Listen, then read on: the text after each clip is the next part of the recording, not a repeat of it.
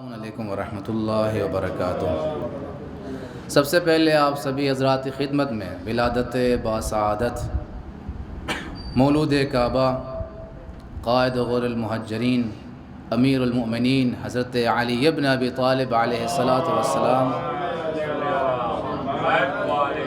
کی مبارکبادی پیش کرتا ہوں، پھر اپنی طرف سے آپ سبھی مومنین کی طرف سے تمام علماء دانشوران تمام مومنین کی خدمت میں، محبان اہل بیت کی خدمت میں، اور آپ سب کی طرف سے اپنی طرف سے امام عصر امام زمانہ عجل اللہ تعالی فرجہ الشریف کی خدمت میں ہدیہ تبریک پیش کرتے ہیں۔ آئیے تلاوت کلام پاک سے آج کی اس محفل کا آغاز کریں، بآواز بلند صلوات پڑھیں۔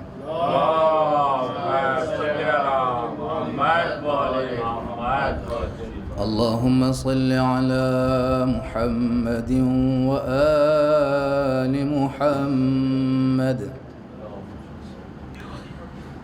اعوذ باللہ من الشیطان الرجیم،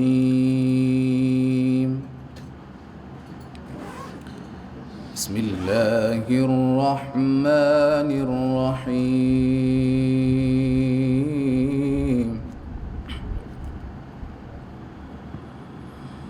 وَإِذَا قِيلَ لَهُ اتَّقِ اللَّهَ أَخَذَتْهُ الْعِزَّةُ بِالْإِثْمِ فَحَسْبُهُ جَهَنَّمُ وَلَبِئْسَ الْمِهَادُ۔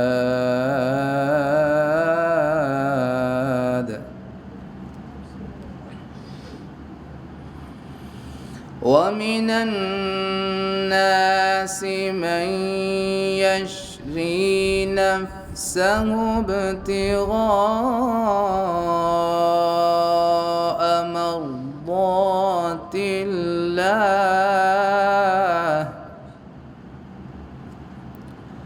وَاللَّهُ رَءُوفٌ بِالْعِبَادِ۔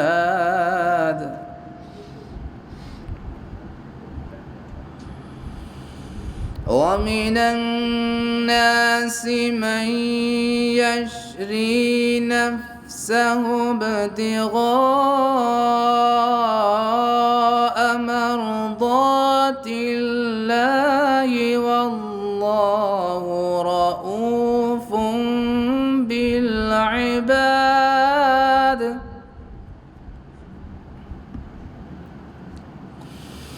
يَا أَيُّهَا الَّذِينَ آمَنُوا ادْخُلُوا فِي السِّلْمِ كَافَّةً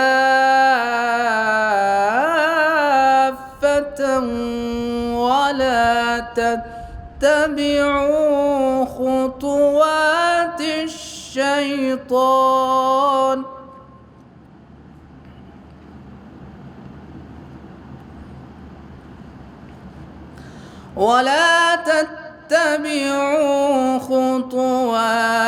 الشَّيْطَانِ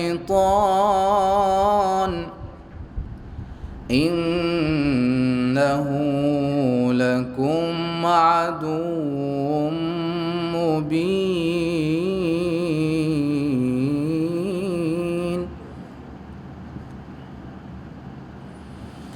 فَإِن زَلَلْتُم مِّن بَعْدِ مَا جَاءَتْكُمُ الْبَيِّنَاتُ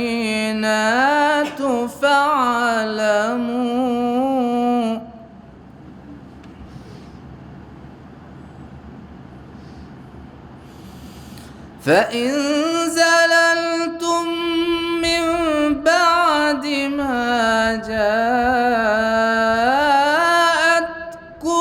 الْبَيِّنَاتُ فَاعْلَمُوا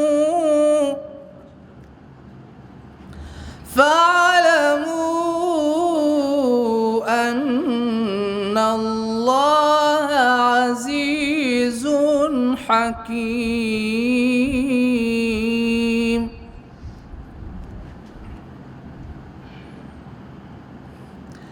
هل ينظرون إلا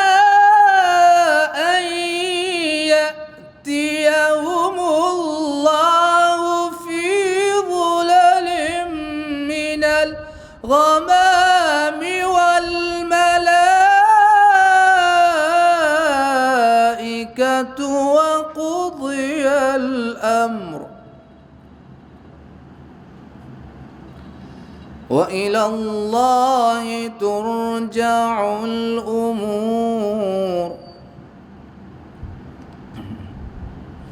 سل بني إسرائيل كم آتيناهم من آية بينة ومن يبدل نعمة الله من بعد ما جاءته فإن الله شديد العقاب.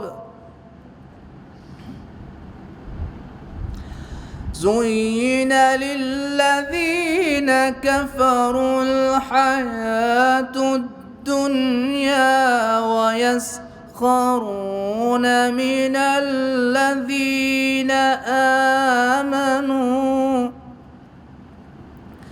والذين اتقوا فوقهم يوم القيامة والله يرزق من يشاء بغير حساب. الله أكبر الله أكبر. بسم الله الرحمن الرحيم. إنا أعطيناك الكوثر. إنا أعطيناك الكوثر فصل لربك وانحر إن شانئك هو الأبتر. صدق الله العلي العظيم. اللهم صل وسلم وزد وبارك على رسول الله وآله الأطهار. على رسول الله وآله الأطهار. اللهم صل على محفل کا آغاز کلام مجید سے ہو چکا ہے۔ آج بہت ہی مبارک شب اس مولود کی ولادت کی شب ہے جس کی جائے پیدائش اللہ کا گھر، جس کی جائے شہادت اللہ کا گھر۔ پیدا ہوئے تو خدا کی بارگاہ میں اور شہادت پائے تو خدا کی بارگاہ میں۔ ایسا مولود کہ جس کی ولادت دنیا میں آج تک کسی کی ولادت اس مقام پر نہیں ہوئی ہے، جس کی جائے پیدائش کو، جس کی ولادت کے لیے خود خدائے متعال نے بلایا ہے۔ تو محبان اہل بیت علیہ الصلوۃ والسلام چند اشعار سے نظم کا سلسلے کو آغاز کرتے ہیں۔ اس سے پہلے اشعار کے ذریعے سے اس محفل میں چار چاند لگاتے ہیں اور حدیث مولا کے لیے آواز دیں گے۔ تو نور پھیلا نور کے پہلو جلی پیدا ہوئے، نور پھیلا نور کے پہلو جلی پیدا ہوئے، جانشین مصطفیٰ حق کے ولی پیدا ہوئے۔ نور پھیلا نور کے پہلو جلی پیدا ہوئے، جانشین مصطفیٰ حق کے ولی پیدا ہوئے۔ اس رجب کے چاند کو حق نے لگائے چار چاند، اس رجب کے چاند کو حق نے لگائے چار چاند۔ دو محمد جلوگر اور دو علی پیدا ہوئے، دو محمد جلوگر اور دو علی پیدا ہوئے۔ انہی اشعار کے ساتھ اب میں حدیث مولا کے لیے آواز دیتا ہوں محمد مہدی صلی اللہ علیہ وسلم سے کہ آئیں اور آپ کے سامنے حدیث کی قرات کریں۔ اعوذ باللہ من الشیطان الرجیم بسم اللہ الرحمن الرحیم قال رسول اللہ صلی اللہ علیہ وآلہ وسلم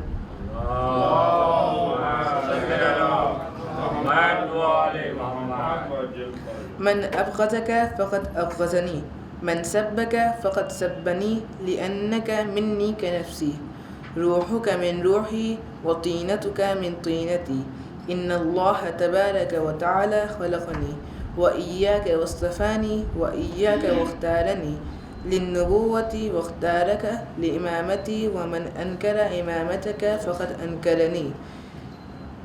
ترجمہ: یا علی، جو آپ سے بغض رکھتا ہو اس نے مجھ سے بغض رکھا، جو آپ کو برا کہے وہ ایسا ہے کہ جیسے اس نے مجھے برا کہا، کیونکہ آپ ہمارے لیے ہماری نفس کی طرح ہے.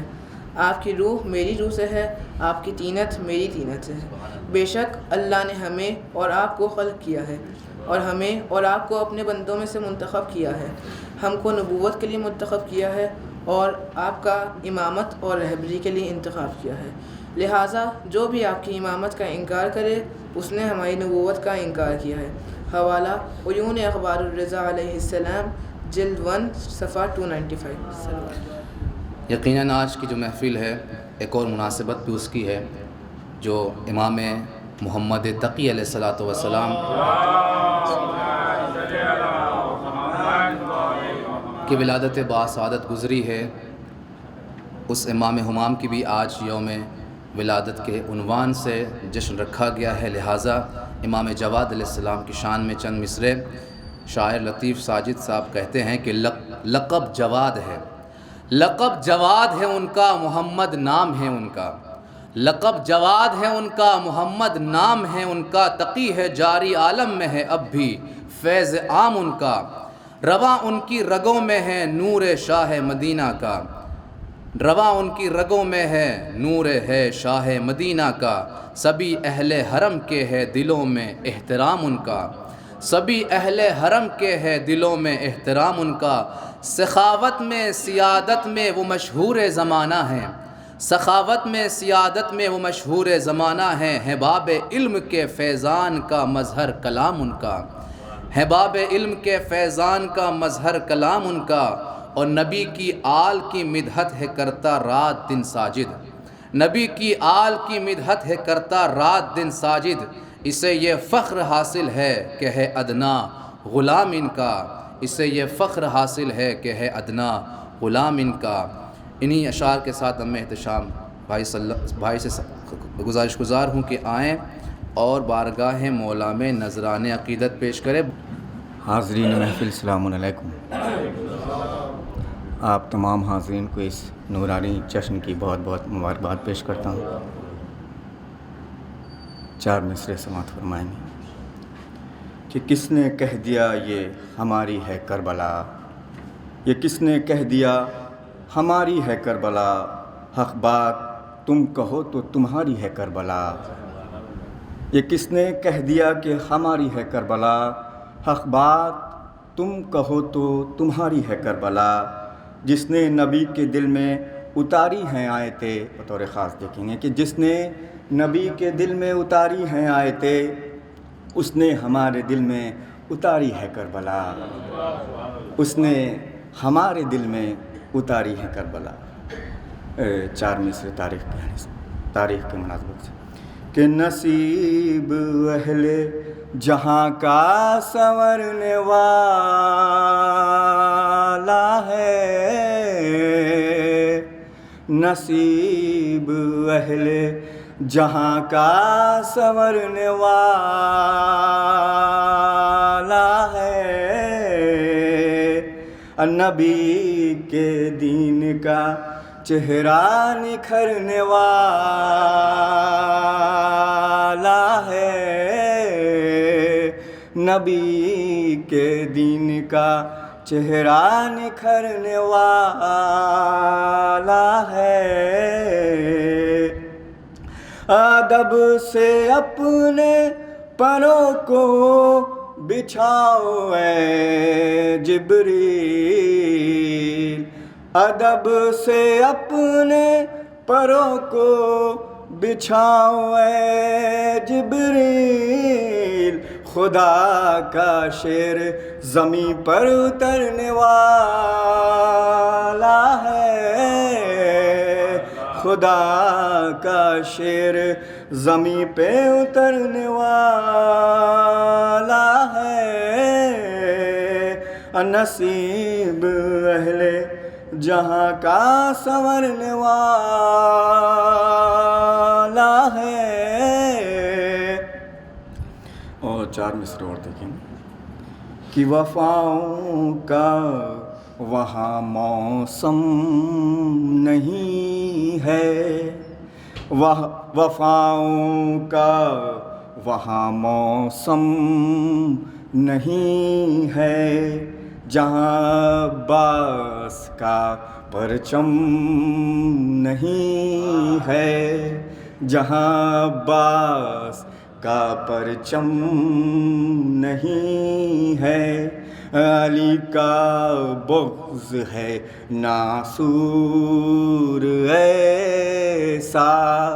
بطور خاص دیکھیں کہ علی کا بغض ہے ناسور ایسا کہ جس کا کوئی بھی مرہم نہیں ہے، کہ جس کا کوئی بھی مرہم نہیں ہے، وفاؤں کا وہاں موسم نہیں ہے۔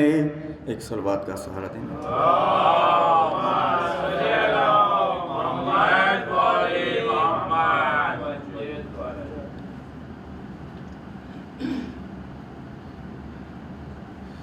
محمد و آل محمد صلوات۔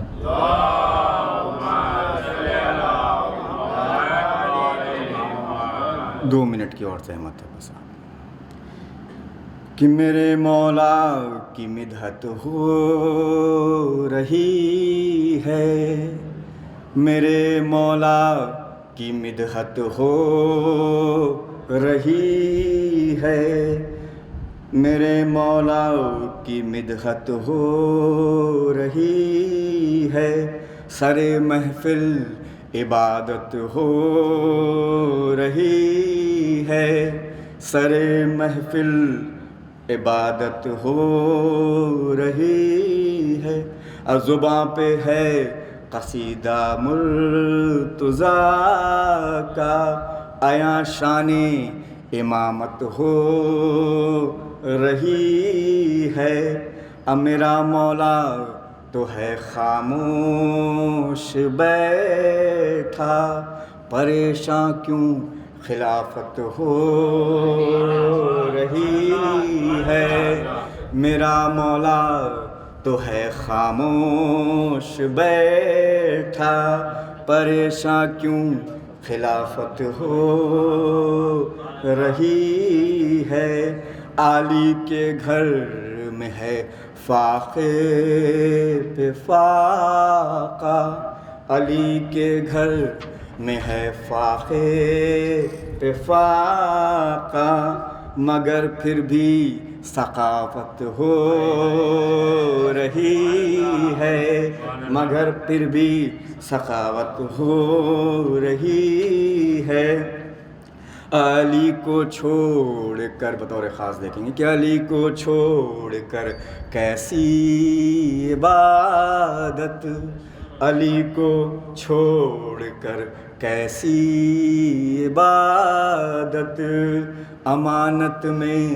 خیانت ہو رہی ہے، میرے مولا کی مدحت ہو رہی ہے، سر محفل عبادت ہو رہی ہے، بر محمد و آل محمد صلوات۔ بہت شکریہ، بہت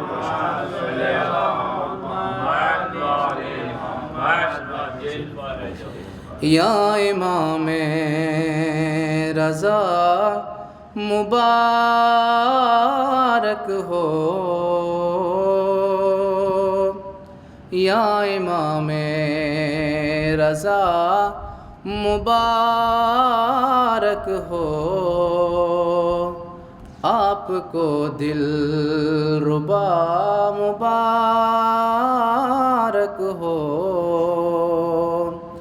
یا امام رضا مبارک ہو، یا امام رضا مبارک ہو، آپ کو دل ربا مبارک ہو، اور آ گئے ہیں جواد دنیا میں، آ گئے ہیں جواد دنیا میں، اور آ گئے ہیں جواد دنیا میں،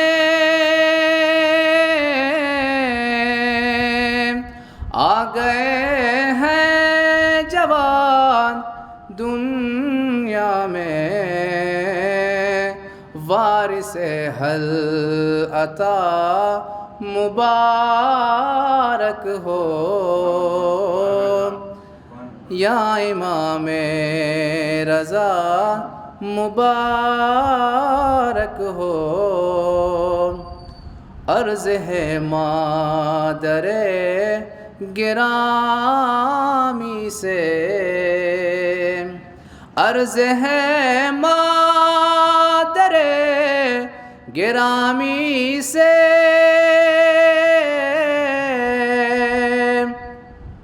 عرض ہے مادر گرامی سے، دلبر محل کا مبارک ہو، یا امام رضا مبارک ہو، اور ملتے ہیں مومنی گلے باہم، ملتے ہیں مومنی گلے باہم، غل ہے صلوات کا مبارک ہو، یا امام رضا مبارک ہو، اور ہے تقی اور جواد ان کے لقب، ہے تقی اور جواد ان کے لقب، ہے یہ بحر سخا مبارک ہو، یا امام رضا مبارک ہو، آپ کو دل ربا مبارک ہو۔ ایک صلوات پر بآواز بلند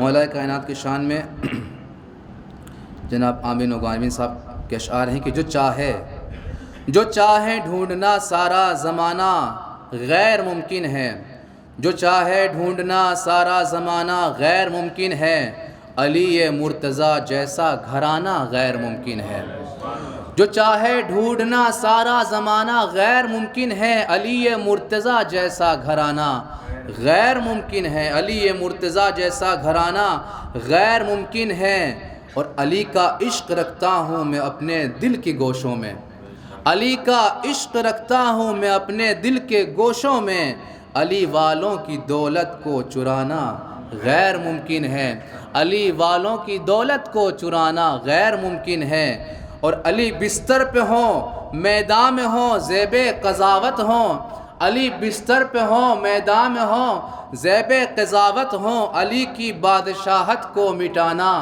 غیر ممکن ہے، علی کی بادشاہت کو مٹانا غیر ممکن ہے، علی کا اکتفا نان شعیر خشک پر ہے، جو علی کا اکتفا نان شعیر خشک پر ہے بس، نان شعیر جو کی روٹی، علی کا اکتفا نان شعیر خشک پر ہے بس، علی کا اکتفا نان شعیر خشک پر ہے بس، علی کے ماں سوا خیبر اٹھانا غیر ممکن ہے، علی کے ماں سوا خیبر اٹھانا غیر ممکن ہے۔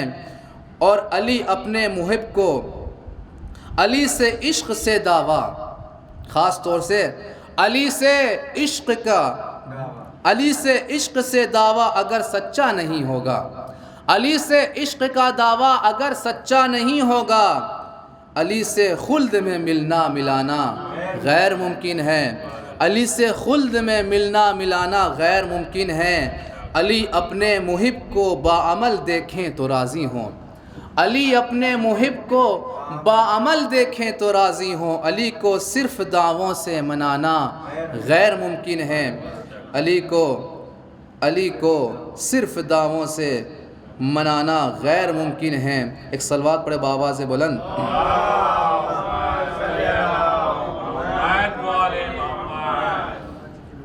جناب احمد شہریار صاحب کے اشارے کہ اس نے آرام سے تالاب میں کنکر پھینکا، اس نے آرام سے تالاب میں کنکر پھینکا، اس نے آرام سے تالاب میں کنکر پھینکا، پھر کہا ایسے علی نے در خیبر پھینکا، پھر کہا ایسے علی نے در خیبر پھینکا، پھر کہا ایسے علی نے در خیبر پھینکا، پھر سے دہرایا گیا واقعہ عام الفیل، پھر سے دہرایا گیا واقعہ عام الفیل، سر حارث پہ ابابیل نے پتھر پھینکا، سر حارث پہ ابابیل نے پتھر پھینکا، اور آ گیا نام علی سے علی اصغر کا خیال، آ گیا نام علی سے علی اصغر کا خیال، آسمان نے میرے دامن میں گلے تر پھینکا، آسمان نے میرے دامن میں گلے تر پھینکا، اور زر سے تہی دیکھ کے دامان فلک، زر سے تہی دیکھ کے دامان فلک، آپ نے ڈوبتا سورج کو اٹھا کر پھینکا، آپ نے ڈوبتا سورج اٹھا کر پھینکا، اور جہاں میں شہرت دل عشق بوتراب سے ہے، جہاں میں شہرت دل عشق بوتراب سے ہے، یہ سنگ لاخ زمین نامور گلاب سے ہے، میں آیتوں کے تناظر میں شعر کہتا ہوں، غذائے مدح علی میں نمک حساب سے ہے، غذائے مدح علی میں نمک حساب سے ہے، اور علی کو چھوڑ کے غیروں کے پیروی بھی عجیب، علی کو چھوڑ کے غیروں کی پیروی بھی عجیب، وہ تشنہ لب ہے مگر سراب سے ہے، وہ تشنہ لب ہے مگر عشق سراب سے ہے، سو میں نجف سے بھی کرتا ہے یاد کرب و بلا، سو میں نجف سے بھی کرتا ہوں یاد کرب و بلا، میرا سکون جو وابستہ اضطراب سے ہے، میرا سکون جو وابستہ اضطراب سے ہے، اور کتاب میں نے لکھی اور علی کے نام لکھی، کتاب میں نے لکھی اور علی کے نام لکھی، خلش کچھ اہل قلم کو اس انتصاب سے ہے، خلش اہل قلم کو اس انتصاب سے ہے۔ ایک صلوات پڑھے بآواز بلند بر محمد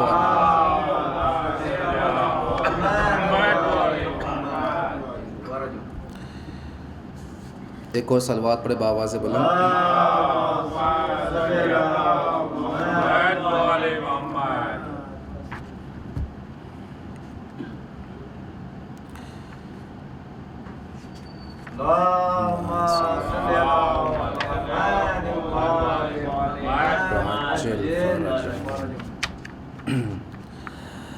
نہ سمجھا کوئی بشر آج تک علی کا مزاج، فقط رسول نے سمجھا اس آدمی کا مزاج، جہاں میں جیسا علی سے ملا نبی کا مزاج، کسی سے یوں نہ ابھی تک ملا کسی کا مزاج، نبی سے بات جو کہنا ہو وہ علی سے کہو، نبی سے بات جو کہنا ہو وہ علی سے کہو، کہ جانتی ہے امامت پیمبری کا مزاج، بس ایک رسول ہی کا گھر ہے وہ کہ جس گھر میں ہر ایک فرد نے سمجھا ہے زندگی کا مزاج، اور علی کے گھر کے جوانوں کا ذکر کیا ہمدم، یہاں کے طفل بھی رکھتے ہیں رہبری کا مزاج۔ علی کے گھر کے جوانوں کا ذکر کیا ہمدم، یہاں کے طفل بھی رکھتے ہیں رہبری کا مزاج۔ کئی مزاجوں نے چاہا کہ ہم سے مل جائے، مگر ملا تو علی سے ملا نبی کا مزاج، مگر ملا تو علی سے ملا نبی کا مزاج۔ اور میں کیا بتاؤں فرشتوں مجھے تعجب ہے، لحد میں پوچھنے آئے ہو حیدری کا مزاج، لحد میں پوچھنے آئے ہو حیدری کا مزاج، لحد میں پوچھنے آئے ہو حیدری کا مزاج۔ اور وہ جس ہنسی پہ ستم رو دیا تھا اے اصغر، وہ جس ہنسی پہ ستم رو دیا تھا اے اصغر، ہے اب بھی غور طلب تیری اس ہنسی کا مزاج۔ انہی اشعار کے ساتھ اب میں دعوت سخن دیتا ہوں بہت ہی ادب و احترام کے ساتھ علی جناب مولانا سید محمد فیاض باقر حسینی صاحب سے کہ آئیں اور آپ کے اپنے بیانات سے آپ کے سامنے آج کی اس مناسبت سے مطالب پیش کریں۔ السلام علیکم ورحمۃ اللہ وبرکاتہ۔ رب اعوذ بک من همزات الشیاطین واعوذ بک رب یحضرون۔ بسم اللہ الرحمن الرحیم۔ الحمد للہ وسلام علی عبادہ الذین اصطفیٰ، ولعنۃ الدائمۃ الباقیۃ علی اعدائہم اجمعین من الآن الی قیام یوم الدین۔ اما بعد فقد قال الحکیم بسم اللہ الرحمن الرحیم۔ ومن الناس من یشری نفسہ ابتغاء مرضات اللہ واللہ رؤوف بالعباد۔ صلوات پر محمد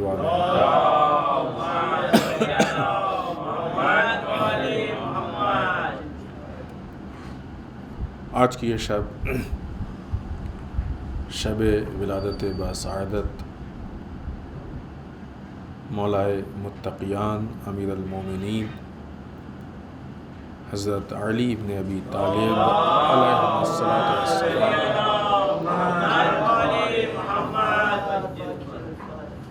اور اسی کے ساتھ ساتھ جو دوسری مناسبت ہے وہ امام محمد تقی علیہ الصلاۃ والسلام کا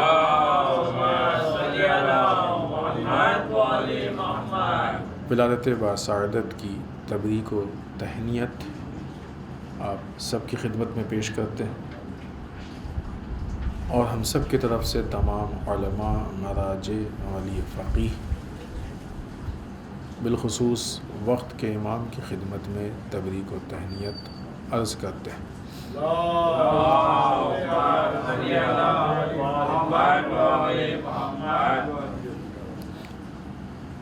مناسبت کے اعتبار سے بہت عظیم شب ہے، اور ظاہر ہے کہ اسی لیے کہ مناسبت بہت عظیم ہے۔ آج کی اس گفتگو کے لیے مولا کائنات کی سیرت کے بعض پہلو کو آپ کی خدمت میں پیش کرنے کے لیے قرآن مجید کی ایک بہت مشہور آیت شریفہ جس کو آپ نے بارہا سنا ہوگا، ارشاد رب العزت ہوتا ہے وَمِنَ النَّاسِ مَن يَشْرِي نَفْسَهُ ابْتِغَاءَ مَرْضَاتِ اللَّهِ۔ لوگوں میں وہ بھی ہیں کہ جو اپنے نفس کو اللہ کی مرضی کے لیے بیچ ڈالتے ہیں۔ یعنی کیا مطلب؟ ہم اپنے نفس کو دے دیں گے اور اس کے عوض میں جو چیز لیں گے وہ مرضی پروردگار۔ مولا کائنات نے ایک بہت اہم چیز اپنے چاہنے والوں کو بتا دیا کہ دیکھو یہ تمہارے نفس کی قیمت اللہ کی مرضی ہے، اس کو سستے میں نہ بیچنا۔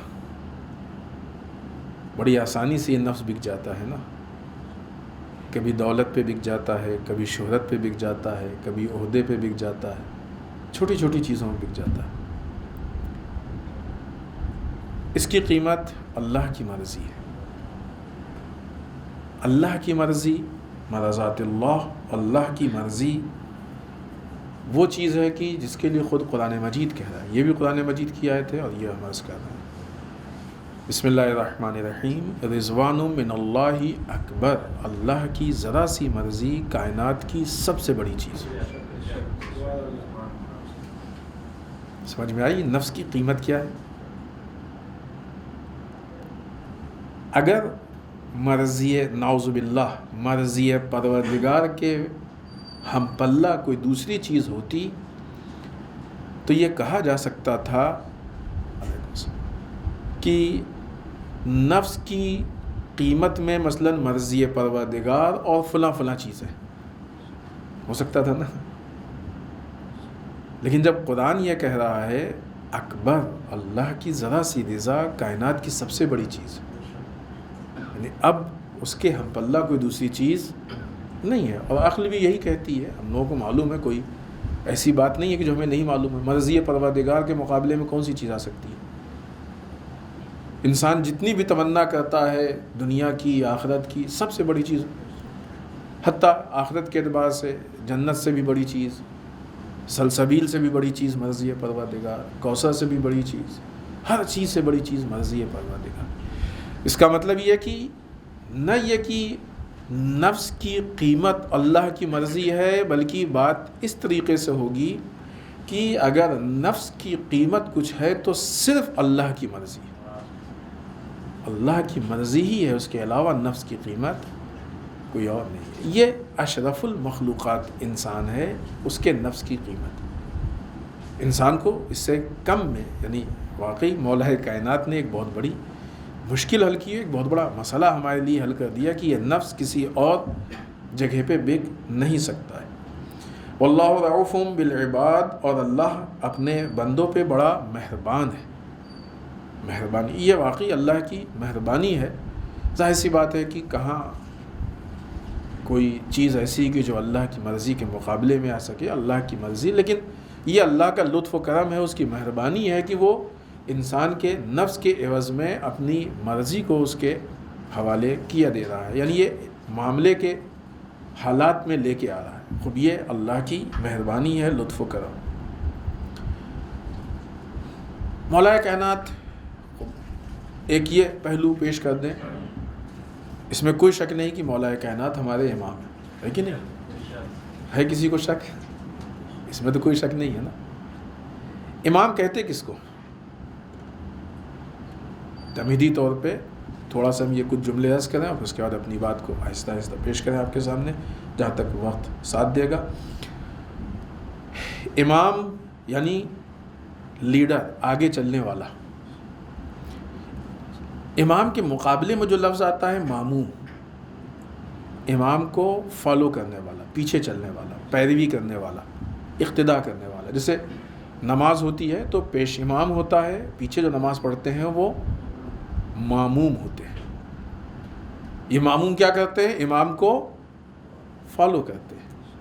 اپنی مرضی سے کچھ کر سکتے ہیں یہ رکوع سجدہ نہیں کر سکتے. مثلا ایک اور آدمی آ گیا اور سائیڈ میں کھڑا ہو کے وہ الگ سے نماز پڑھ رہا ہے تو یہ جو امام کے پیچھے جماعت سے پڑھ رہے ہیں نماز، یہ اس کو فالو کر سکتے ہیں؟ نہیں. اور اگر کریں گے تو کیا کہا جائے گا کہ اب یہ اس کی امامت میں نہیں ہے. اسی صف میں کھڑے ہیں، اسی جگہ پہ کھڑے ہیں، ویسے ہی کھڑے ہیں، لیکن کہا کیا جائے گا کہ یہ اس کی امامت میں نہیں ہے. تو جو فالو کرتا ہے وہ ماموم ہوتا ہے، جس کو فالو کیا جاتا ہے وہ امام ہوتا ہے. یہ ہمارا ابھی وہ بہت خوبصورت شعر تھا کہ خالی زبانی دعوے سے مولا کائنات ان چیزوں کو قبول نہیں کرنے والے. یاد ہے کسی کو؟ بہت اچھا خوبصورت شعر تھا. وہ صرف دعوے کی بات نہیں ہے، یہ ہمارا دعویٰ ہے کہ مولا کائنات ہمارے امام ہیں.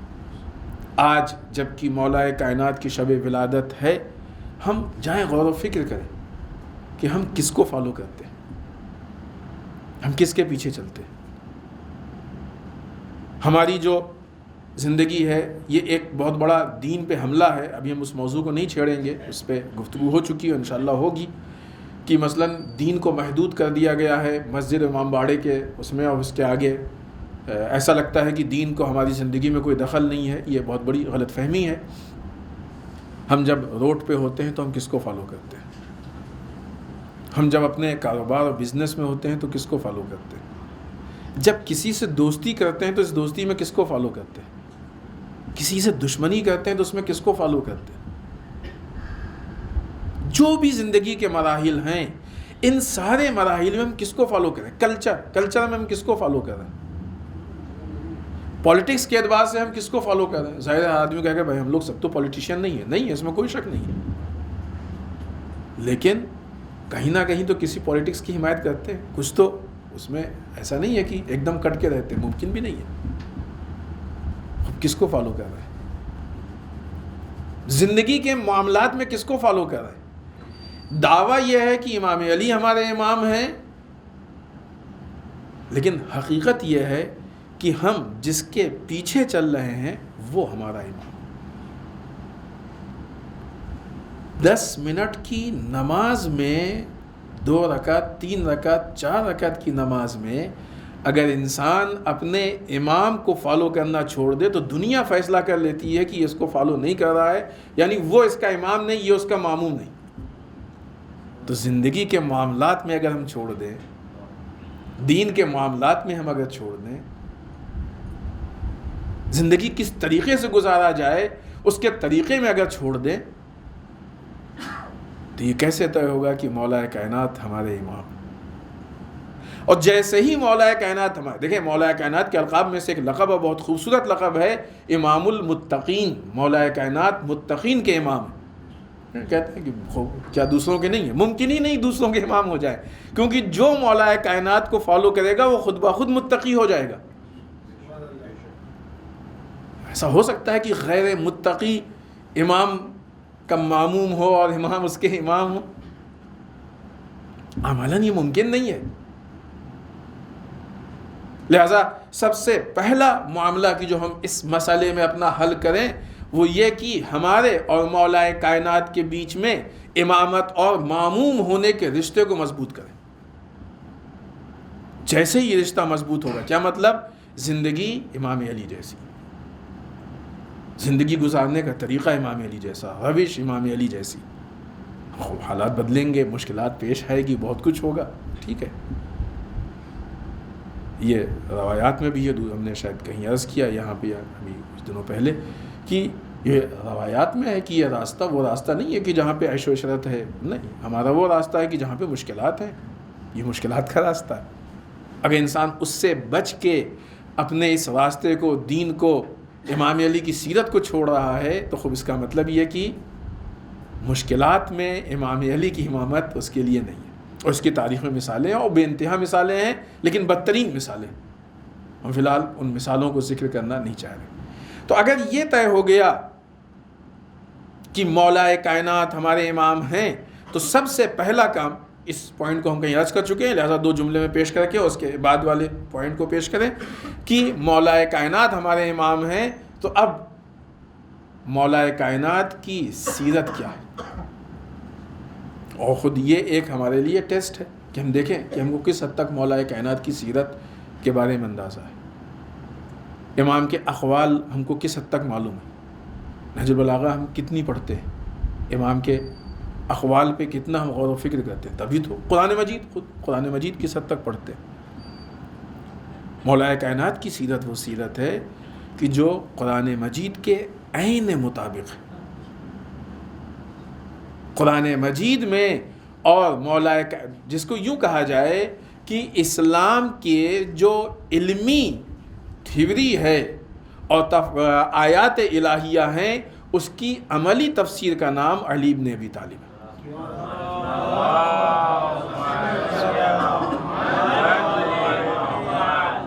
نہیں ہے کہ مولا کائنات اہل بیت کا گھرانہ ہے. عملی تفسیر یہ وہ گھرانہ ہے کہ جو ہمارے لیے ایک ٹرانسفارمر کی حیثیت رکھتا ہے کہ ہم بہت ساری چیزوں کو ڈائریکٹ نہیں سمجھ سکتے ہیں، لہٰذا اہل بیت کو دیکھتے جائیں، ان چیزوں کو اپنی زندگی میں اتارتے جائیں، اپناتے جائیں. لہٰذا سب سے پہلا کام جو ہمارے سامنے آئے گا وہ یہ کہ اہل بیت کی سیرت کو جاننا ہوگا اور پہچاننا ہوگا، اور بہت اہم چیز کہ اہل بیت کے فضائل کو ہمیں سمجھنا ہوگا۔ دوسرا مرحلہ، ابھی فضائل پہ بھی ہم نے کہا بھی تھا کہ انشاءاللہ گفتگو کریں گے، اور آج ارادہ ہے اگر ہم وہاں تک پہنچے تو انشاءاللہ دوسرا پہلو کہ جو ہم مولا کائنات کی زندگی سے متعلق یہاں پیش کرنا چاہتے ہیں وہ یہ کہ علی ابن ابی طالب اس ذات کا نام ہے کہ جنہوں نے جو موت قبول کی، جو شہادت کے درجے پہ فائز ہوئے، یہ موت وہ تھی کہ جو اللہ کی مرضی کے مطابق تھی، لیکن اس سے اہم یہ ہے کہ علی ابن ابی طالب کی زندگی بھی وہ تھی کہ جو اللہ کی مرضی کے مطابق تھی۔ یہ بہت اہم جملے ہیں، دو جملے ہیں۔ بعض اوقات کہتے ہیں وہ جملے ہیں نا کہ علی کی طرح جیو اور حسین کی طرح مرو، اس طرح کے جملے ہیں، نہیں، فرق نہیں، علی کی طرح جیو، علی کی طرح مرو، حسین کی طرح جیو، حسین کی طرح مرو، فرق نہیں ہے۔ جب علی کی طرح جیو گے تو موت بھی علی ہی کی طرح آئے گی۔ موت آتی ہی، راستہ جو ہے وہ زندگی ہے نا، جس راستے پہ جئیں گے موت بھی اسی راستے کی آئے گی۔ گھر کے اندر بیٹھنے والوں کا سڑک ایکسیڈنٹ نہیں ہوتا ہے، ہو سکتا ہے، راستہ ہی نہیں ہے نا، وہ راستہ الگ ہے، جس راستے پہ جئیں گے۔ ایک طرح سے ہم یہ کہہ سکتے ہیں کہ اللہ کی مرضی کے مطابق، اگرچہ یقیناً اس میں کوئی شک نہیں ہے کہ اللہ کی مرضی کے مطابق موت کا حاصل کرنا، جام شہادت کو نوش کرنا، مرنا، یہ بہت سخت مرحلہ ہے، بہت مشکل مرحلہ ہے، آسان نہیں ہے۔ لیکن جتنا سخت اللہ کی مرضی کے مطابق موت کا قبول کرنا ہے، جان کا دے دینا ہے، اس سے زیادہ سخت اللہ کی مرضی کے مطابق زندگی کا گزارنا ہے۔ اس لیے کہ پوری زندگی کے ایک ایک لمحے پہ نہ جانے کتنی مرتبہ انسان کو اپنے نفس کے خلاف قدم اٹھانا پڑتا ہے، انسان کو اپنی مرضی کے خلاف چلنا پڑتا ہے، انسان کو حالات کو برداشت کرنا پڑتا ہے، بہت ساری چیزوں مرحلوں سے گزرنا پڑتا ہے۔ علی ابن ابی طالب اس ذات کا نام ہے کہ جو جہاں پہ ایک طرف کائنات کے شجاع ترین انسان ہیں، وہیں کائنات کے صابر ترین انسان بھی ہیں۔ یہ وہ صفات ہے کہ جو عام طور سے متضاد مانی جاتی ہے۔ متضاد مطلب کہ دو صفات جمع نہیں ہوتی۔ جس انسان کے اندر شجاعت ہوتی ہے وہ عام طور سے صبر کو بھول جاتا ہے۔ ہم کیوں صبر کریں، ہمارے پاس تو طاقت ہے، ہم تو یہ کر دیں گے، وہ کر دیں گے، ایسی کی تیسی کر دیں گے۔ یہ ہوتا ہے کہ نہیں ہوتا؟ جس کے پاس پاور آ جاتا ہے وہ صبر کو فراموش کر دیتا ہے، لیکن پاور ہونے کے بعد کائنات کا سب سے بڑا صابر بن جانا، یہ امام علی کا کمال ہے۔ یہ سیرت علوی، یہ ہے وہ سخت زندگی کہ جو اللہ کی مرضی کے مطابق۔ فنون جنگ ہیں، مہارت ہے اس میں، تلوار کے فنون میں مہارت ہے، اللہ نے ہیبت دی ہے، اللہ نے شجاعت دی ہے۔ ان ساری چیزوں کے باوجود یہی علی ابن ابی طالب جب یتیموں کے ساتھ ہیں تو کتنے مہربان نظر آ رہے ہیں۔ یہی علی ابن ابی طالب جب بیواؤں کی خبرگیری لے رہے ہیں تو کس طریقے سے علی کے دل میں تکلیف ہو رہی ہے کہ ان بیواؤں کی ضرورتوں کو کس طریقے سے پورا کیا جائے۔ ہم نے یہ بات کسی موقع پر عرض کی ہے کہ مولا کائنات کے گھر میں فاقہ ہوتا تھا۔ کیوں ہوتا تھا؟ اس لیے کہ مولا کائنات نعوذ باللہ کچھ کماتے نہیں تھے یا کرتے نہیں۔ انکم کے اعتبار سے دیکھیے تو کم انکم نہیں تھی مولا کائنات کی، یہ بات عرض کر چکے ہم کسی جگہ پہ، صرف اشارہ کر کے آگے بڑھ رہے ہیں۔ مال غنیمت کم ہے، مولا کائنات کا سب سے زیادہ حصہ فدق میں مولا کائنات خود کام کرتے تھے، بے انتہا امام علی نے دولت کمائی، لیکن یہ جو دولت ہوا کرتی تھی یہ عام طور سے گھر تک پہنچتی ہی نہیں تھی۔ اتنا امام علی کو غریبوں کی ضرورت کا احساس تھا کہ اپنی ضرورت کو بھول جایا کرتے تھے۔ کبھی سنا ہے آپ نے کسی گھرانے کے لیے کہ اس نے کسی دوسرے بھوکے کے پیٹ کو بھرنے کے لیے اپنے گھر کے سامان کو گروی رکھا ہو اور جو خرید کے اس کا آٹا پیس کے اور وہ کسی دوسرے کو دیا؟ اپنے گھر کا سامان گروی رکھ کے، گروی جانتے ہیں نا، کسی کو سامان دیا جائے کہ ابھی ہمارے پاس پیسے نہیں ہیں، یہ سامان رکھ لو، جب پیسے ہوں گے تو ہم پیسے دے کے یہ سامان واپس لے لیں گے۔ یہ امام علی کے گھر میں بہت نارمل چیز تھی، زندگی ہے امام علی کی، نارمل زندگی۔ کیوں؟ تاکہ دوسرے کی ضرورت، اور ایسے بہت سارے واقعات امام علی کی زندگی میں۔ تو یہ مولا کائنات کی زندگی کے وہ پہلو ہیں کہ جو ایک ایک لمحہ اللہ کی مرضی کے مطابق ہے۔ جب زندگی اللہ کی مرضی کے مطابق گزرتی ہے تو موت بھی اللہ کی مرضی کے مطابق آتی ہے۔ لہذا یہ جملہ نسبتاً آسان ہے کہ اللہ کی مرضی کے مطابق انسان جان کو دے دے، موت کو قبول کر لے، بنسبت اس جملے کے کہ اللہ کی مرضی کے مطابق زندگی کو گزار دے۔ ائمہ اطہار علیہم الصلوۃ والسلام ان ذوات مقدسہ کا نام ہے کہ جنہوں نے اللہ کی مرضی کے مطابق زندگی گزاری ہے۔ اب آپ سوچئے کہ ہمارے پاس کتنے بیش قیمتی خزانے، ان کی سیرت کو، اگر یہ ائمہ اس لیے نہیں ہے کہ ہم کہیں کہ ہم 12 اماموں کے ماننے والے ہیں، ہم فخر کریں کہ ہمارے ائمہ میں یہ کمال پایا جاتا ہے، یہ فضائل پائے جاتے ہیں، یہ اچھائیاں پائی جاتی ہیں، یہ اس لیے ہیں کہ ہم کہتے ہی ہیں یہ ہمارے امام ہیں، ہم ان کے ماموں، یہ ہمارے لیڈر ہیں، ہم ان کو فالو کرنے والے ہیں، ان کے فالوور۔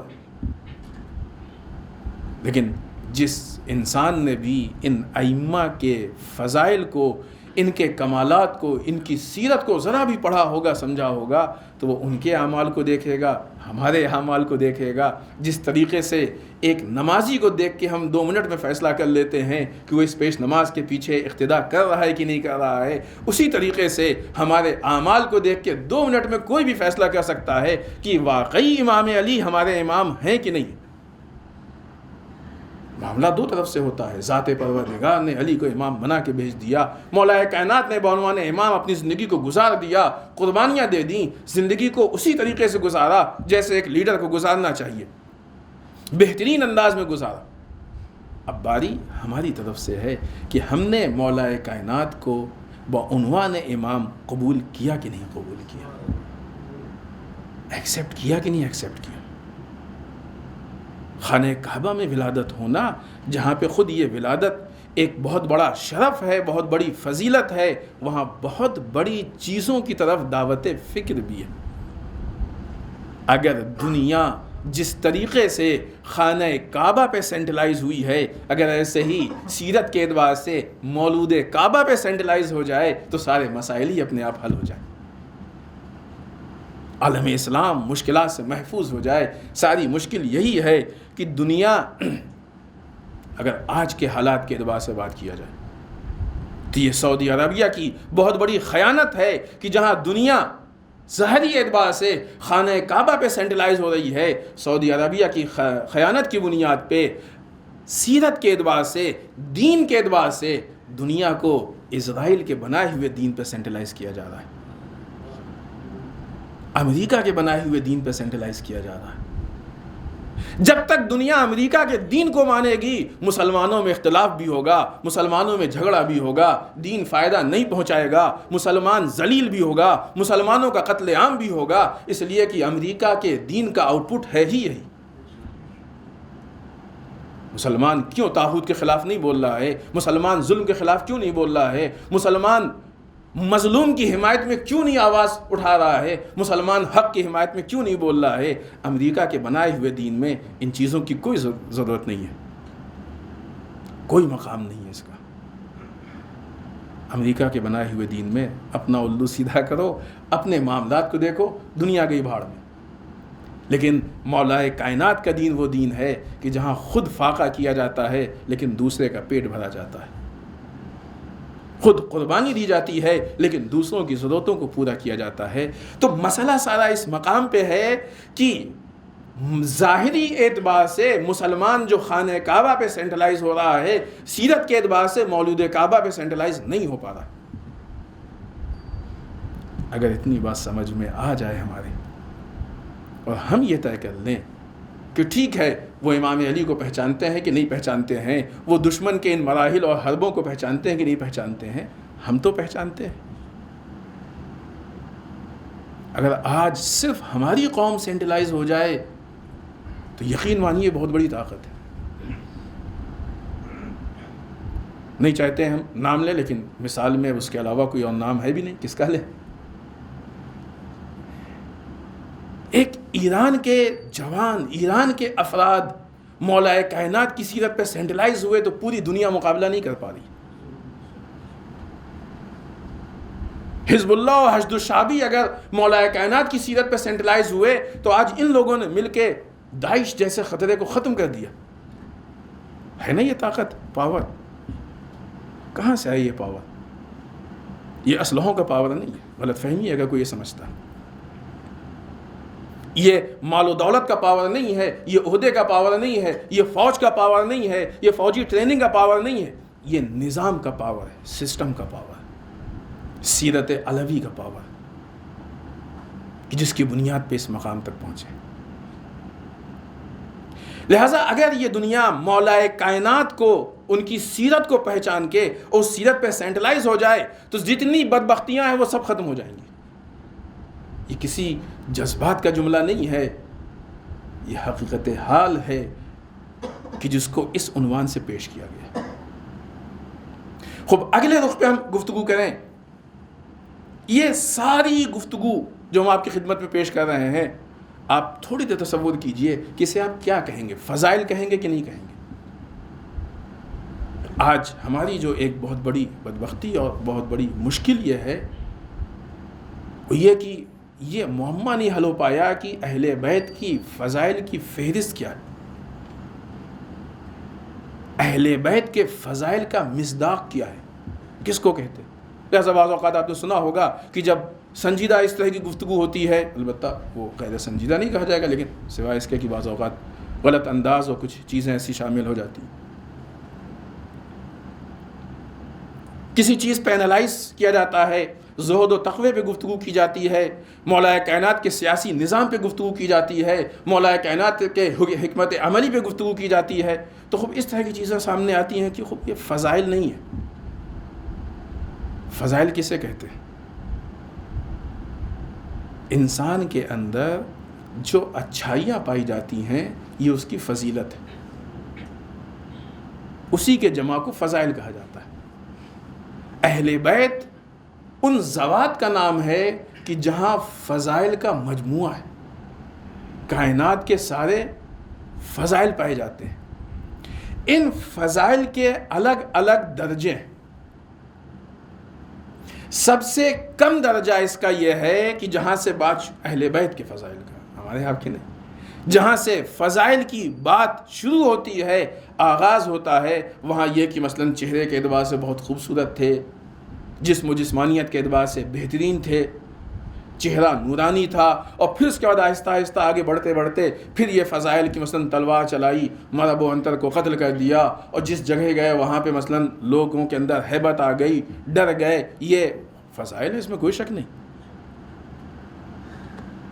لیکن کیا یہی فضائل ہیں؟ دونوں میں فرق ہے. یہ فضائل ہیں، اس میں کوئی شک نہیں. یہی فضائل ہیں، اس میں مشکل ہے. اس لیے کہ یہ وہ فضائل ہیں کہ جن کو سن کے ہمیں اچھا تو لگتا ہے، لیکن ہم کیا کریں گے؟ ہم نے سنا کہ مولا کائنات نے تلوار اٹھایا اور جا کے مرب و انتر کو قتل کیا. ابھی ہم اس سے کیا سیکھیں گے؟ ہم کہاں جا کے مرب و انتر کو ڈھونڈیں؟ ہم کس مرب و انتر پہ تلوار چلائیں؟ امام ہے نا، ہم معموم ہیں، ہم کو امام کی سیرت پہ عمل کرنا ہے. کس پہ تلوار چلائیں؟ اور ایسی بہت ساری مثالیں. در خیبر کو اکھاڑا ہے. خبر ہم کسی ایسے لشکر میں کیسے شریک ہوں؟ اکھاڑنا تو یقیناً ایک اللہ کی دی ہوئی خاص طاقت کی بنیاد پہ. لہٰذا اس حد تک فضائل یقیناً فضائل ہیں، سننے میں خوبصورت لگتے ہیں، اچھا لگتا ہے، لیکن جہاں تک صرف یہ باتیں ذکر ہوتی ہیں وہاں تک انسان کے پاس عمل کا راستہ نہیں کھلتا۔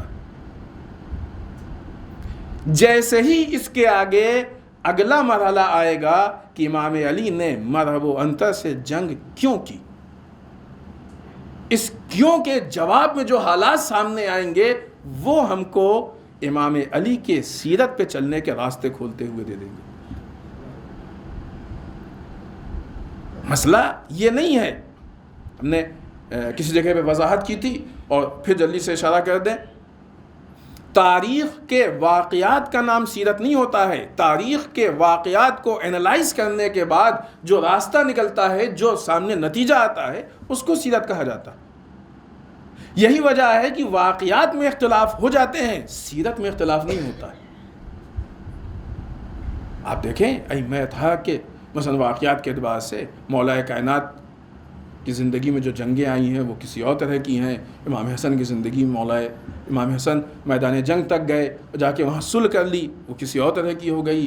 امام حسین میدان کربلا میں گئے، جنگ انہوں نے بھی لڑی لیکن وہ کسی اور طرح کی ہو گئی۔ امام سجاد سے پھر وہ سلسلہ جنگ کا اتنا نظر نہیں آتا ہے، تو واقعات میں فرق ہوا کہ نہیں ہوا؟ لیکن سیرت میں فرق نہیں ہے۔ سیرت کے دروازے وہیں سے کھلتے ہیں جہاں سے مسئلہ کیوں کا آتا ہے، مولا کائنات نے جنگ لڑی کیوں، امام حسن میدان جنگ میں گئے کیوں، میدان جنگ میں جانے کے بعد صلح کی کیوں، امام حسین نے اس حد تک صبر کیا کیوں۔ جتنا انسان کے ذہن میں یہ کیوں کا سوال آتا جائے گا اتنا انسان آگے بڑھتا جائے گا۔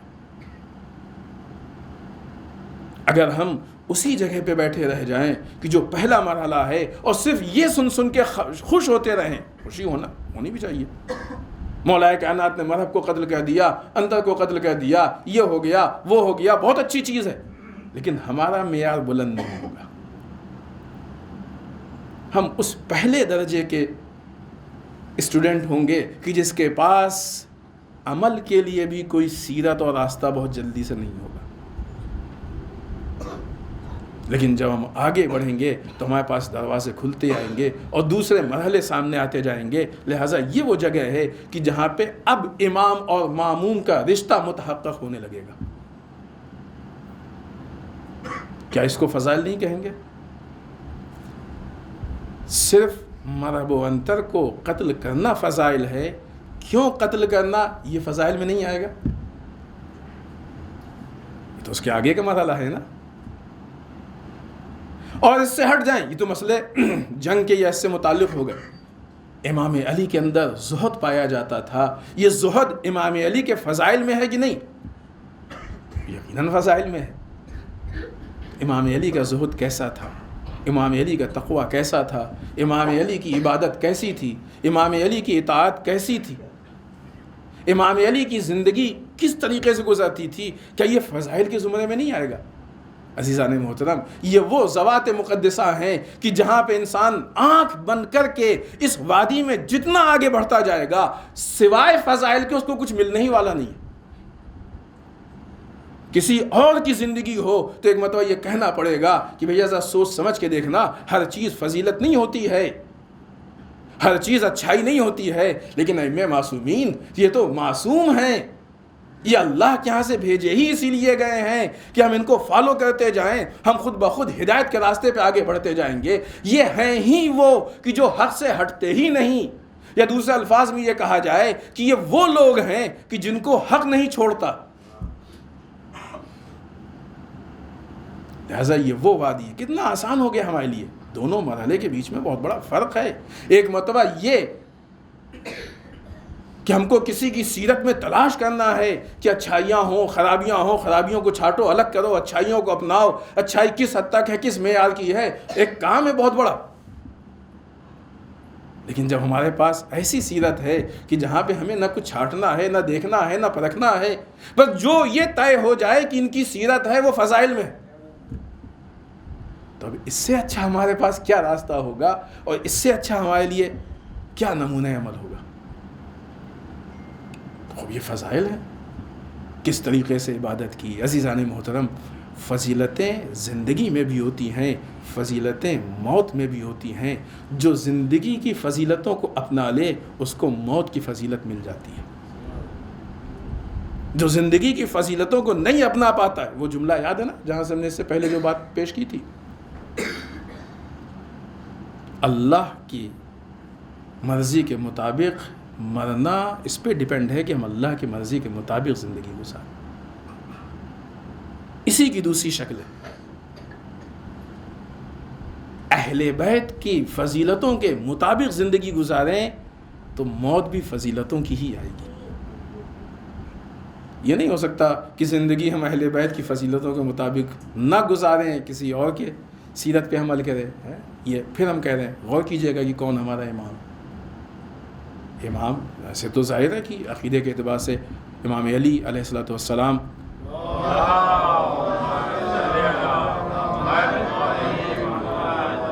ہمارے امام ہیں، لیکن عمل کے اعتبار سے ہم دیکھیں یہ جو فضائل کا یہاں پہ بات اس جگہ تک آ گئی ہے تو دو جملے اس پہ عرض کریں اور اس کے بعد ہم اگلے مرحلے میں آپ کے سامنے بات پیش کریں کہ یہ جو گفتگو اس مقام پہ فضائل کی ہے، اگر پہلے مرحلے پہ اٹک گئے.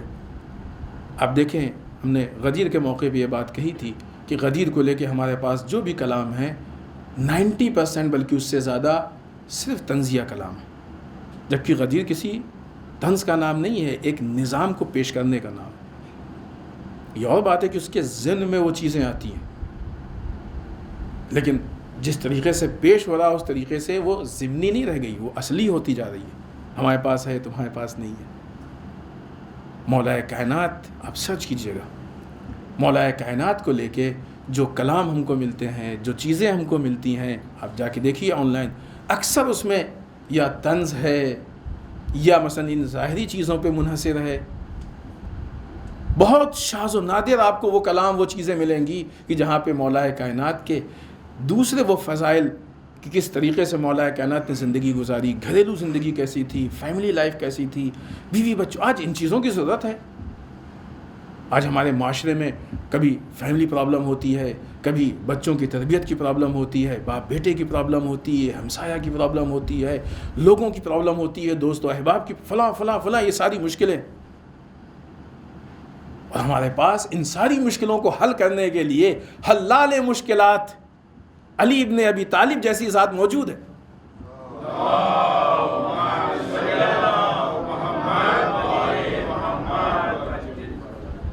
تعجب ہے کہ جس قوم کے پاس اتنا عظیم مشکل کشا ہو پھر اس کے پاس مشکل کیوں ہے نا. یہ عجیب چیز اس لیے کہ ہم نے مولا کائنات کے فضائل کو اس نگاہ سے شاید پہچاننے کی کوشش نہیں کی. آئیے ایک چھوٹی سی حدیث امام محمد تقی الجواد علیہ الصلوۃ والسلام کی آپ کی خدمت میں پیش کریں. بہت مشہور حدیث ہے کہ امام فرماتے ہیں لو سکت الجاہل مختلف الناس، اگر جاہل خاموش ہو جائے تو لوگوں میں اختلاف ہی نہیں ہوگا. جو آدمی جس چیز کے بارے میں اس نے علم نہیں حاصل کیا ہے، نہیں پڑھا ہے، نہیں جانتا ہے، اس چیز کے بارے میں نہیں بولے، وہ خاموش ہو جائے. جس چیز کی ہم نے تیاری کی ہے، جو ہم نے پڑھا ہے، جو ہم نے سیکھا ہے، آپ جب تک کہیں گے ہم وہ چیز آپ کے سامنے بولتے رہیں گے، پیش کرتے رہیں گے. جیسے ہی آپ موضوع چینج کریں گے اور آپ کہیں گے کہ آئیے فلاں ٹاپک پہ بات کی جائے تو انصاف یہ ہے کہ ہم چپ ہو جائیں. انصاف یہ ہے کہ ہم چپ ہو جائیں. اگر ہم اس مسئلے پہ بولنے لگیں گے تو کیا ہوگا؟ سوائے نقصان اور اختلاف کے کچھ اور نہیں ہوگا. لہذا روایت میں اور مختلف معصومین سے یعنی رسول اور دوسرے ائمہ سے یہ روایت ہے کہ ایک آدمی بغیر کسی چیز کو جانے ہوئے کسی بھی کام میں جتنا آگے بڑھتا ہے، جس اسپیڈ سے بڑھتا ہے، وہ اتنی غلطی کرتا ہے. جس چیز کو نہیں جانتے ہیں اس میں جتنا ہم آگے جائیں گے ہم غلطی کریں گے، سوائے غلطی کے کچھ اور نہیں ہونے والا. یہ جو مسائل پیش آ رہے ہیں، مشکلات پیش آ رہی ہیں، اس کی بنیادی وہیں سے پڑ رہی ہے کہ دین یا دین سے متعلق چیزیں ان افراد سے لی جا رہی ہیں جنہوں نے دین کے بارے میں پڑھا نہیں ہے، جانتے نہیں ہیں۔ لہٰذا یہ جو مسئلہ فضائل کا ہے، آغاز میں یہ بات کسی جگہ پہ ہم نے عرض کی تھی کہ ہماری زندگی میں بہت اہم مسئلہ یہ ہے کہ ہم نے ابتدا میں کسی چیز کو کس عنوان سے پہچانا ہے۔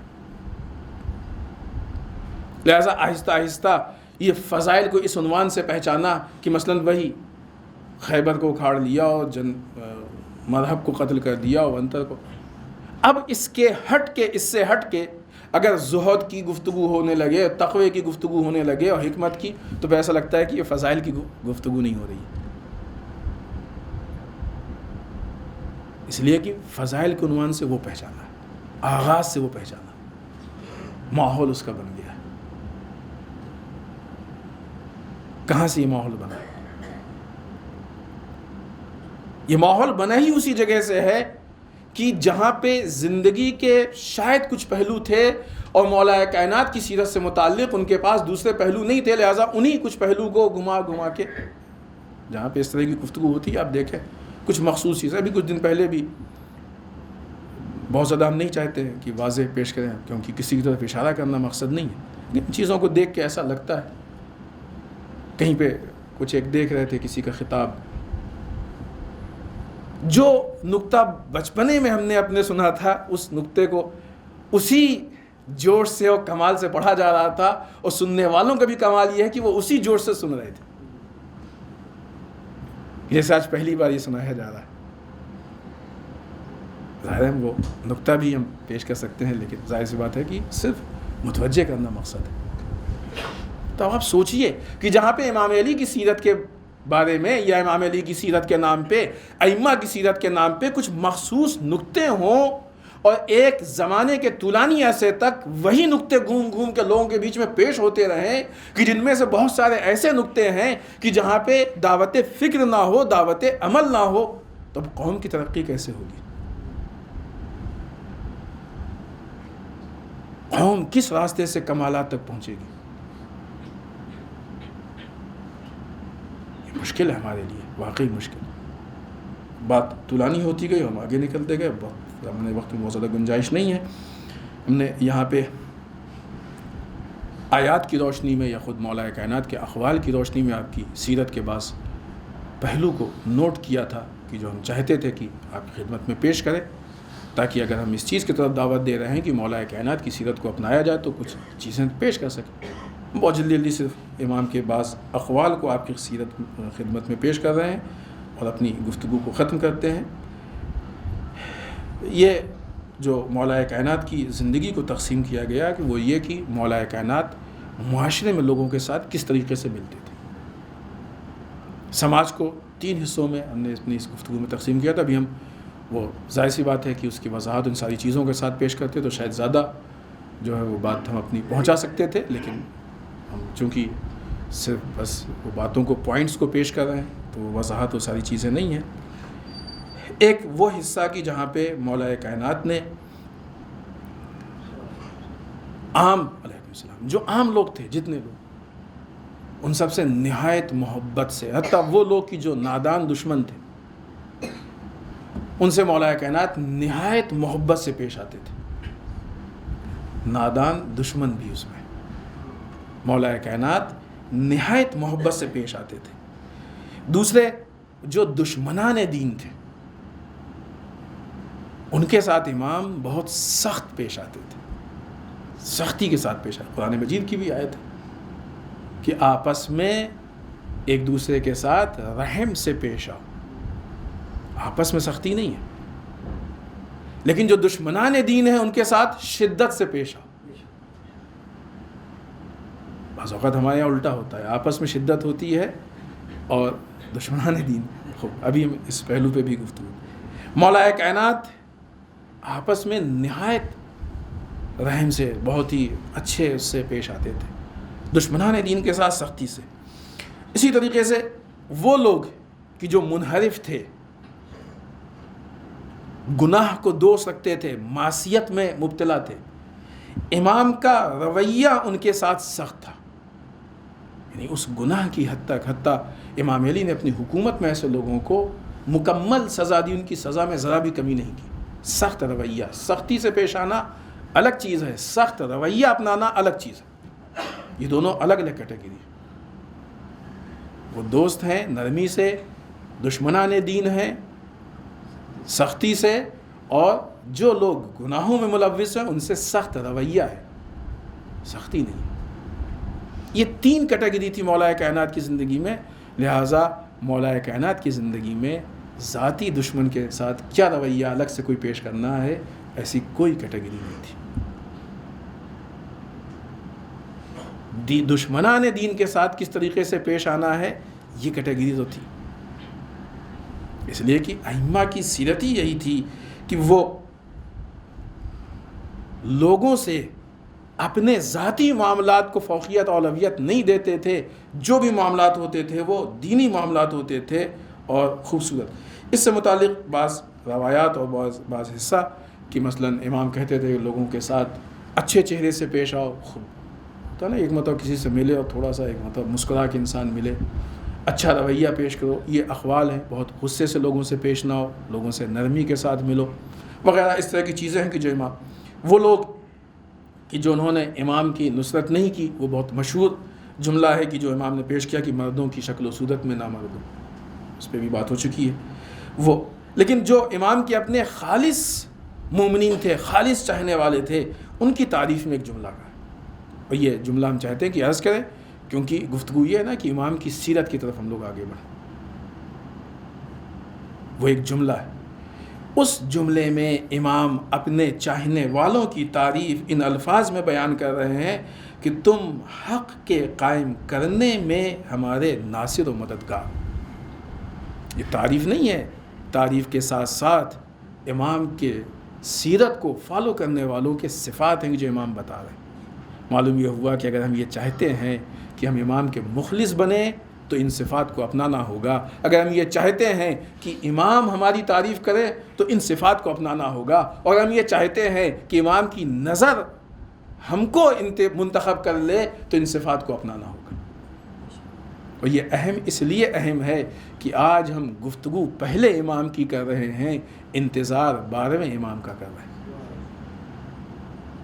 فرق تو نہیں ہے نا کردار میں، سیرت میں فرق تو نہیں ہے نا. بہترین راستہ ہے کہ 11 اماموں کی سیرت کو پہچان لیں تو 12ویں امام کو خود بخود پہچان لیں گے. نہیں پہچانیں گے جاہلیت کی موت مریں گے، پہچان لیں گے ناصر بن جائیں گے. کتنا فرق ہے. لہذا امام کہہ رہے ہیں کہ تم وہ ہو کہ جو حق کو قائم کرنے میں ہمارے ناصر و مددگار ہو. حق کے قائم کرنے میں وہ لوگ کسی رکاوٹ کو قبول نہیں کرتے تھے. کبھی رشتہ بیچ میں آتا تھا، کبھی دوستی بیچ میں آتی تھی، کبھی عہدہ بیچ میں آتا تھا، کبھی دولت بیچ میں آتی تھی، کبھی خزانہ بیچ میں آتا تھا، کبھی کوئی بھی چیز بیچ میں آتی تھی. یہ لوگ حق کو قائم کرنے میں کسی بھی رکاوٹ کو قبول نہیں کرتے تھے اور صرف حق کو قائم کرتے. اتنا آسان نہیں. کتنے ایسے لوگ ہیں کہ جن کے، یا اگر صدر اسلام میں جائیں اور تاریخ کو اٹھا کے دیکھیں تو جس وقت لوگ خود یہ ہجرت کی داستان اس مسئلے کے اعتبار سے بہت تفصیلی داستان ہے. کتنوں نے اپنے رشتہ داروں کو چھوڑ دیا، اپنے گھر بار چھوڑ دیا، اپنی پراپرٹی چھوڑ دی، سب کچھ چھوڑ دیا اور رسول کے ساتھ مدینے میں آ گئے. اور آنے کے بعد بھی یوں ہی کفار نہیں بیٹھے، پریشر ڈالا گیا، رشتہ داروں پہ دباؤ بنایا گیا، بہت کچھ کیا گیا. لیکن حق کے قیام میں انہوں نے کسی بھی چیز کو، یا یوں کہا جائے کہ کوئی بھی سمجھوتا قبول نہیں کیا.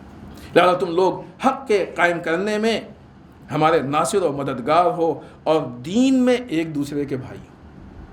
یعنی انسان رشتے کا معیار دینداری کو بنا لے کہ اگر دینداری ہے تو رشتہ باقی ہے، دینداری نہیں تو رشتہ ختم. دین میں ایک دوسرے کے بھائی ہو، سختیوں میں ہماری سپر ہو. امت کا کمال یہ ہے کہ جب سخت وقت آئے تو اپنے امام کے لیے شیلڈ بن جائے، سپر بن جائے، ڈھال بن جائے. جو لوگ نہیں بنے سپر ان کو کیا کہا امام نے؟ مردوں کی شکلوں میں نامرد. لہذا سختیوں میں ہماری سپر ہو اور تمام لوگوں کو چھوڑ کر تم ہی ہمارے رازدار ہو. جب کوئی امام کا اتنا نزدیک ترین صحابی بن جاتا ہے تو امام اس کو یہ شرف عطا کرتے ہیں کہ اس کو اپنا رازدار بنا لیتے ہیں۔ ہر ایک کو تو رازدار نہیں بنایا جاتا ہے نا۔ ہم میں سے کون ہے، کتنے لوگ ہیں کہ جو اپنے راز کو ہر ایک سے بیان کرتے ہیں؟ امام ایسے لوگوں کو اپنا رازدار بناتے ہیں۔ اگر امام کے اسی مختصر سے کلام کو آج کی شب میں ہم اپنے لیے نمونہ عمل یا اپنی زندگی کا برنامہ اور پروگرامنگ بنا لیں تو یقین مانیے ہمارے کمال تک پہنچنے کے لیے مددگار ثابت ہو۔ رضا امام کا ایک مشہور جملہ ہے کہ جو الگ الگ کتابوں میں الگ الگ الفاظ میں ہے، اور عین ممکن ہے کہ امام نے ایک سے زیادہ مرتبہ اس کو ارشاد فرمایا ہو۔ اس جملے پہ ہم اپنی گفتگو کو تمام کر رہے ہیں کہ لوگوں میں اس طریقے سے مل جل کے زندگی گزارو کہ جب تک زندہ رہو تم سے لوگوں کو ملنے کا اشتیاق رہے، اور جب مر جاؤ تو لوگ تمہارے اوپر آنسو بہائیں، تم پہ غم و افسوس کریں۔ یعنی کیا مطلب؟ معاشرے میں مادی جگہ سے زیادہ لوگوں کے دلوں میں جگہ بنانے کی کوشش کرو، اس لیے کہ ملنے کا اشتیاق بھی تب ہوتا ہے جب دل میں جگہ ہوتی ہے، اور انسان کسی کے مرنے پہ بھی تب افسوس کرتا ہے جب اس کے دل میں جگہ ہوتی ہے۔ امام یہ بتانا چاہتے ہیں کہ جب اس دنیا میں زندگی گزارو تو لوگوں کے دلوں میں جگہ بنا کے زندگی گزارو۔ جسم کو اس دنیا میں رہنے دو لیکن اپنے وجود کو لوگوں کے دلوں میں بسا دو۔ یہ سیرت و کردار کی وہ زندگی ہے کہ جس زندگی کی مثال آپ کو واقعی نہیں ملے گی۔ اور اس کا پھر دوسرا پہلو ہے، لیکن اپنے گفتگو کو ختم کر رہے ہیں، کہ اسی سیرت و کردار کے خلاف دنیا دشمن ہے۔ وہ دشمنی جس کو کہہ دیتے ہیں پولیٹیکل اور فلاں فلاں، نہیں، اسی سیرت و کردار کے خلاف ہے دنیا۔ نہیں چاہتی کہ نظام کو ہم اپنائیں، لیکن عزیزان محترم، جہاں سیرت مولائے کائنات کی ہے وہاں یہ سیرت ایک مشکل کشا کی ہے۔ اس سیرت کو اپنا کے آگے بڑھتے جائیے، انشاءاللہ مشکلات خود بخود حل ہوتی جائیں گی، اس لیے کہ مشکل دونوں میں ہے۔ انسان جب سیرت کو اپناتا ہے اس میں بھی مشکلات ہیں، چھوڑ دے گا اس میں بھی مشکلات ہیں۔ چھوڑنے میں جو مشکلات ہیں وہ زیادہ بڑی ہیں بنسبت ان مشکلوں کے کہ جو اپنانے میں۔ لہٰذا اپنانے والی مشکلوں کو برداشت کر لیں تاکہ چھوڑنے والی بڑی مشکلات سے محفوظ رہ جائیں۔ جب وہ بڑی مشکلات انسان جب اس دنیا کو لے کے مشکلات میں آتا ہے، سیرت کو چھوڑ کے مشکلات میں آتا ہے، تو اس کو کہتے ہیں مادی مشکلات۔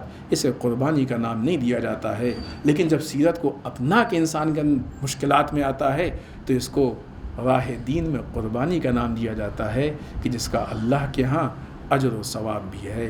مولا کائنات کی زندگی اجر و ثواب اور مرضی پروردگار تک پہنچانے کا بہترین راستہ بھی ہے، اور بہترین ایک راہ حل یا بہترین پروگرامنگ ہے۔ اللہ ہم سب کو توفیق دے کہ ہم مولا کائنات کی سیرت کو زیادہ سے زیادہ سمجھ سکیں، مولا کائنات کی سیرت پہ عمل کر سکیں۔